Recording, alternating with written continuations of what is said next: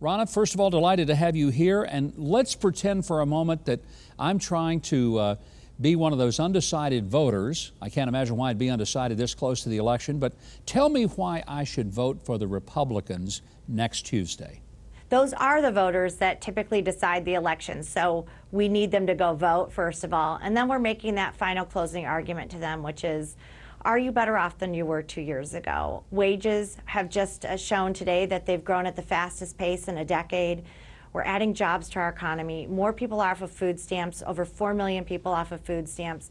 People are doing better, their lives are better, and why would we turn that around? And that's because of Republican policies of cutting taxes and deregulation and all the good things that have come out of this administration. These are the best employment numbers for African Americans and for Hispanics ever. Not just in the last 2 years or 10 years, but ever. Will we see that reflected in minority and the voting when it comes time when people say, you know what, by golly, this president, I may not always agree with his comments, but he's delivered. When you say the lowest ever in history in the African American and Hispanic communities, this is not a number to them, they feel it. And we are seeing the president's approval rating grow within those communities because they like parties and politicians that deliver results. That's something that their communities value. The president promised that on the campaign trail also when he went around to communities that traditional Republicans didn't always campaign in. And I was Michigan chair. President Trump came to Detroit and he came to Flint, Michigan, and he said, we can do better, and he's delivering. Immigration is a hot issue for this election. We see the caravan coming north from Central American countries. The president has put troops on the border. It's a daily news story.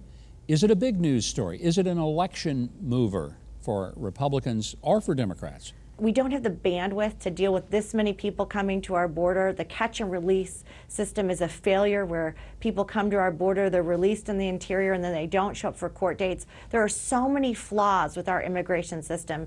The president is taking on issue after issue, and Democrats are sitting on their hands. And this is a huge issue, and I think this caravan highlights once again that Democrats aren't working on the issues that their constituents care about. Ronna, a lot of the pundits have suggested the Democrats will win the House, Republicans will keep the Senate, even add seats. What is the implication? What is the consequence if the House goes back to Nancy Pelosi Speaker and Democrats in the majority? Well, Nancy Pelosi will weaponize the House. She will use it for subpoena power, for investigations, and all she will do is shut this government down for 2 years. All these good things that we are seeing as our country is on a historic comeback will grind to a halt. Over the past decade, Republicans have had big gains at the state legislative level, at the governor's level. What do you see out on the landscape for the more local races for Republicans and Democrats?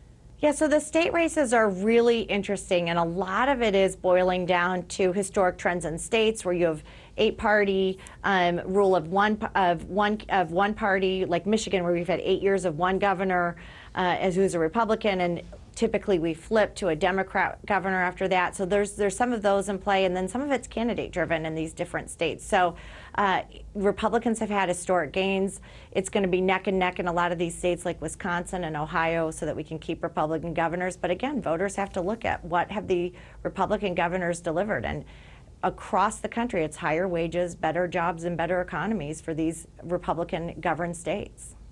Well, Ronna, thank you very much for joining us. Always a pleasure to visit with you. Thank you, Governor. And you can keep up with Ronna by following her on social media at GOP Chairwoman. Now, we invited DNC Chairman Tom Perez to come on the show, but he declined.